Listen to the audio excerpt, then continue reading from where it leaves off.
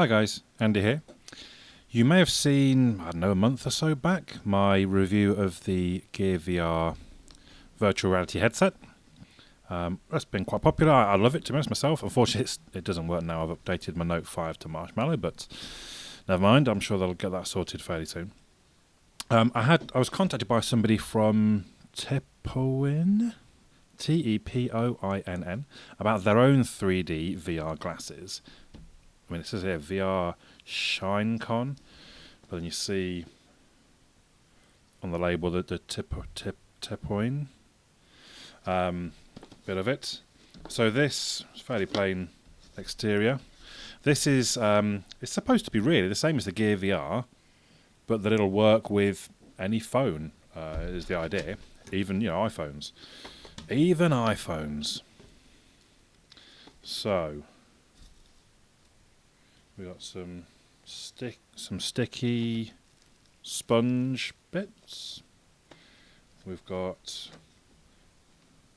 microfiber cloth, I guess, for cleaning the lenses. We've got a service guide. We've got a user manual. So let's take a quick. I don't normally, but let's take a quick look in the user manual. So app left and right. Yep. Take the front off. Yep. There is two different adjusters. My understanding is the one on the top actually moves, as it's kind of indicating there, moves the lenses further apart, because obviously everyone's going to have different size phones. So on the Gear VR, obviously the same, or pretty much the same size phones going in. So all you're doing is changing focus with the top one, we're moving it back and forth.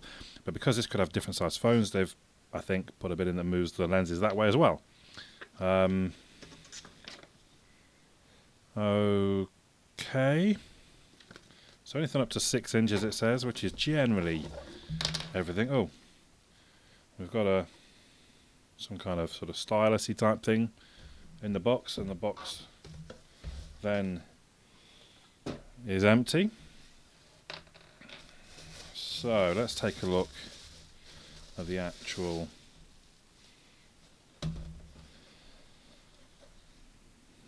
I'm gonna say first impressions. It seems quite a well-made product. Just literally a first impression. So that's just for example. Let's see. I wonder if we're supposed to put this spongy pad there. I wonder if we're supposed to use. Okay, that's in place. Let's have a look then. Oh yeah, you see how that changes there, and then alright, and then you see the front. So that's to help you focus.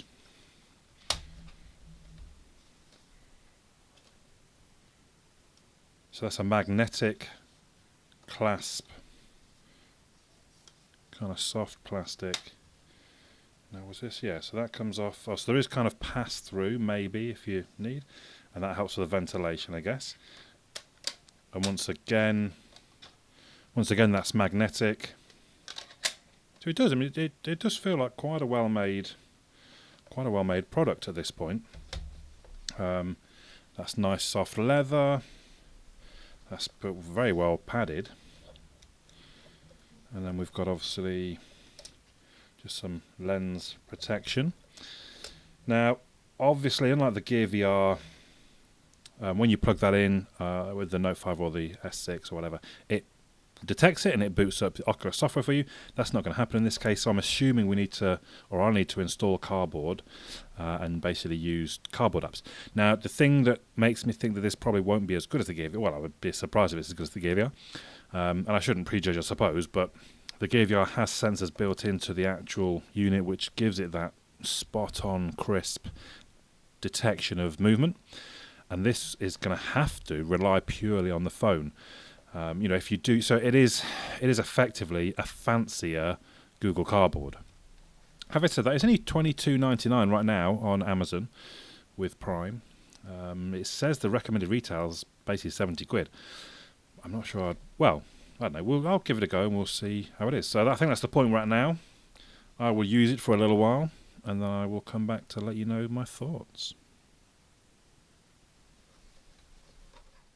So I'm back. I've used it for, well, I would say I've used it for a few days. Basically, I have run a few different apps. I've given it a bit of a whirl.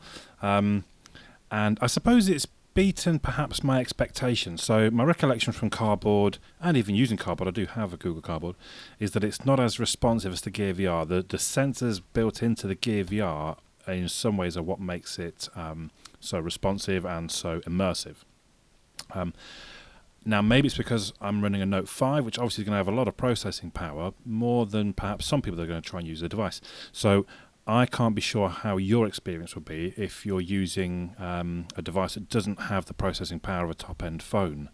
But my experience actually was pretty good. So I've played a few different apps, games.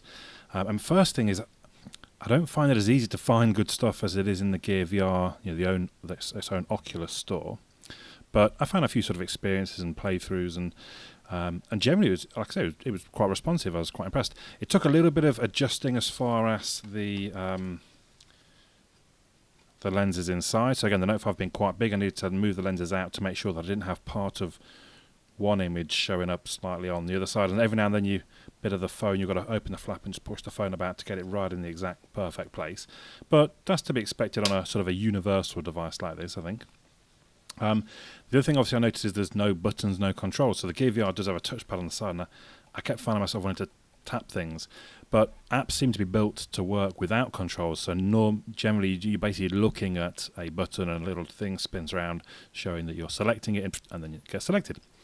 I did notice it didn't quite seem consistent, I suppose might be the word. So when I was looking down, I was doing like a Jurassic Park experience type thing, and I'm just kind of gliding through like garden with dinosaurs roaming about, and as I looked down and looked up and around, it just seemed like the fisheye effect meant that things seemed to move not quite in the right way, and you lose some of that immersion.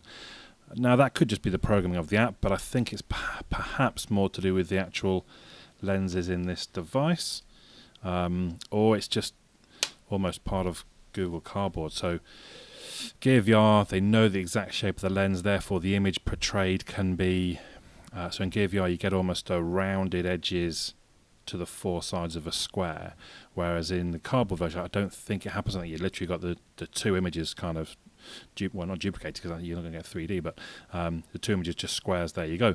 So as you pan around, then you just lose a bit of the or you gain a bit of kind of fisheye effect as you're looking around.